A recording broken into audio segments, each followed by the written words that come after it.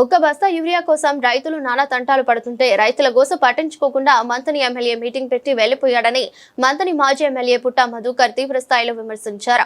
శనివారం మంతని పాత petrol bunk సమీపంలోని రైతు సేవా కేంద్రాన్ని ఆయన సందర్శించి రైతుల ఇబ్బందులను తెలుసుకున్నారు. కేంద్రం నిర్వాహకుడితో మాట్లాడి వివరాలు తెలుసుకున్నారు. అయితే సదరు వ్యాపారి బాబురావు గోదాంలో 110 బస్తాలు ఉన్నాయని, ఇప్పటికే 40 మంది టోకెన్లు తీసుకున్నారని వివరించారు.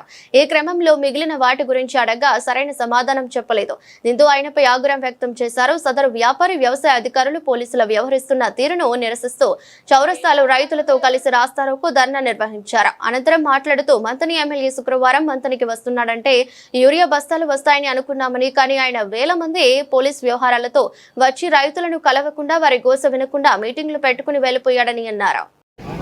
రైతులు చాలా ఇబ్బందులు పడతా ఉంటే చూస్తూ వేచి చూసినాం. నిన్న మంత్రికి సంబంధించిన శాసనసభ్యుడు మేనిఫెస్టో కమిటీ చైర్మన్గా ఉన్నాడు. ఆయనే రైతుల డిక్లరేషన్ చేసిండు. ఆయన వస్తుంటే ఆయనతో పాటు యూరియా బస్తాలు వస్తాయని అనుకున్నాం. కానీ ఆయన వెంబడి వేల మంది పోలీస్ పహారా వచ్చింది. ఇక్కడ రైతులను ఆయనకు కనబడనివ్వకుండా, రైతులను ఎమ్మెల్యేను కలవనివ్వకుండా అడ్డుకొని ఆయన మీటింగులు పెట్టుకొని వెళ్ళిపోయాడు. ఇక రైతులకు దిక్కు ప్రధాన ప్రతిపక్షం బీఆర్ఎస్ పార్టీ 72,000 ఓట్లు ప్రజలు మాకేసారు కనుక వాళ్ళ పక్షాన పోరాడాల్సిన బాధ్యత మా మీద ఉన్నదని, ఎందుకంటే మేము రాజ్యాంగాన్ని నమ్ముకున్న వాళ్ళం, బాబాసాహెబ్ అంబేద్కర్ గారి రాజ్యాంగాన్ని అనుసరిస్తున్న వాళ్ళం. ఇవాళ మేము సామరస్యంగా ఇక్కడ ఏఆర్ఎస్కే సెంటర్ అని ఉంటుంది, అంటే రైతు సేవా కేంద్రం అని ఒకటి ఉంది. దాని దగ్గరికి వచ్చి చూస్తే దాంట్లో 110 బస్తాలు ఉన్నాయని ఆ వ్యాపారస్తుడు బాబురావు గారు చెప్తా ఉన్నారు. 110 బస్తాలు ఉంటే ఆయన దగ్గర టోకన్లు ఉన్నాయి, 40 మంది రైతుల టోకన్లు ఉన్నాయి. అంటే 40 మంది ఉంటే మరి 110 బస్తాలు ఉన్నాయి కదా, ఆ మిగతా బస్తాలు ఏం చేస్తామంటే ఒక 10 నిమిషాల తర్వాత ఆలోచించుకొని ఆయన ఏం చేసిండు, 2 చొప్పున ఇవ్వాల్సి ఉన్నది వాళ్ళకని చెప్పిండు. అంటే 2 చొప్పున ఇచ్చినా 80 బస్తాలు పోతా ఉన్నాయి.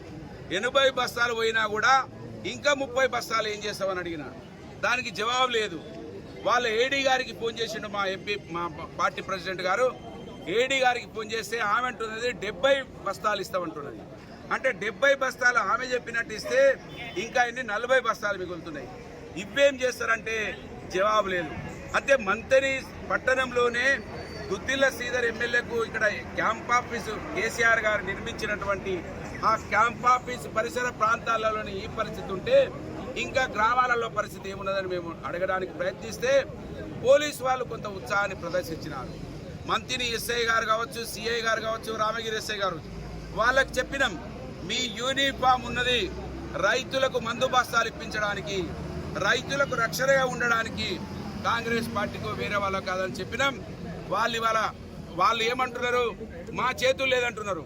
తీరా మనం పరిశీలించి చూస్తే ఈ మందు బస్తాలన్నీ కూడా రాత్రికి రాత్రి కాంగ్రెస్ పార్టీ వాళ్ళకి ఇస్తా ఉన్నారు.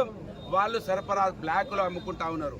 లేకపోతే ఈ 40 బస్తాలకు లెక్క ఎందుకు చెప్పలేకపోయినరో వాళ్ళు జవాబు చెప్పాలి. కాంగ్రెస్ పార్టీ మంత్రి ఎమ్మెల్యే ఆయన నాయకత్వంలో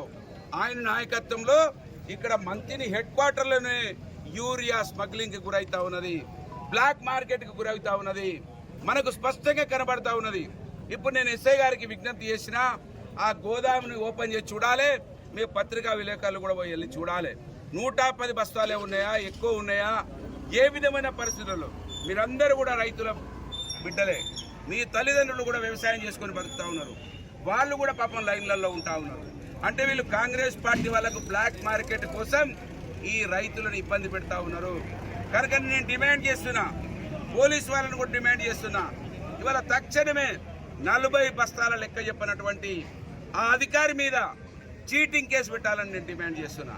ఖచ్చితంగా ఆ బ్లాక్ మార్కెట్కు సహకరించిన ఆ ఎవరైతే వ్యాపారస్తులు ఉంటాడో ఆ బాబు గారి మీద కూడా ఇద్దరు కుమ్మక్కై ఇది బ్లాక్ మార్కెట్కు తరలిస్తున్నట్టుగా నేను భావిస్తున్నా.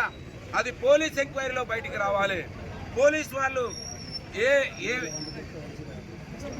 రామగిరిలో 100 బస్తాలు దొరికినాయి అంటున్నారు, కాకర్లపల్లెలో అక్కడ దొరికి ఉన్నాయి, కొన్ని మంత్రిలో కూడా కొన్ని దొరికినాయి. అంటే విపరీతంగా బ్లాక్ మార్కెట్కు దుద్దిల్ల శ్రీధర్ గారి నాయకత్వంలో ఇక్కడ బ్లాక్ మార్కెట్కు తరలించిపోతా ఉన్నదానికి నేను అబద్ధాలు చెప్పడం లేదు. స్పష్టంగా ఎస్ఐ గారి సమక్షంలో నిర్ధారణ అయింది. దానికి మంత్రి ఎస్ఐ గారే సాక్ష్యం. ఆయన సమక్షంలోనే మాట్లాడినాం. కనుక మీరందరూ కూడా ఇట్టి విషయాన్ని ప్రభుత్వ దృష్టికి తీసుకెళ్లాలి, యంత్రాంగం స్పందించాలి. మేనిఫెస్టో చోర్ committee chairman, 420 committee chairman Duddilla Sridhar స్పందించాలి.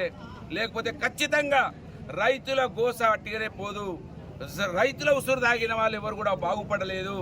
నువ్వు స్వయాన నువ్వు నీ తండ్రి రైతు కాకపోవచ్చు కాక, కానీ ఆ రైతుల కుటుంబాలు ఓట్లేసినాయి మీకు. ఆ ఓట్లతోటే 40 సంవత్సరాలు మీకు అధికారం వచ్చింది. మీ అధికారం వస్తే రైతులను ఈ విధంగా ఇబ్బంది పెడతారా నేను అడుగుతున్నాను. కనుక ఇవాళ ఖచ్చితంగా ఏదైతే తప్పు చేసిర్రో వాళ్ళ మీద చీటింగ్ కేసు పెట్టాలి. దీంట్లో కాంగ్రెస్ పార్టీ ఎవరు వాళ్ళు ఉన్నారో బయటికి తీయాలి. ఎక్కడికెక్కడ బ్లాక్లోకి పోతా ఉన్నాయి, దొంగతనం చేస్తూ ఉన్నారు అని నేను ఈ సందర్భంగా మీకు తెలియజేస్తా ఉన్నాను. ఖచ్చితంగా బ్లాక్ మార్కెట్కి తరలించే వాళ్ళ మీద చర్యలు తీసుకోవాలని డిమాండ్ చేస్తా ఉన్నాను.